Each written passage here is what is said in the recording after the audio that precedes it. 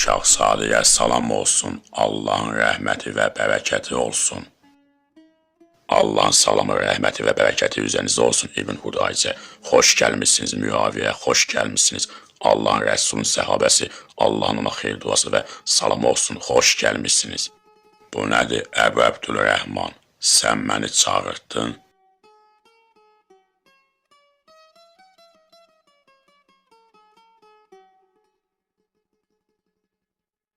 İbn Hudeyc, bütün Afrikada məşhur olan cəngavər sən deyilsənmi? Özümü Allaha tərifləmirəm, amma bəli.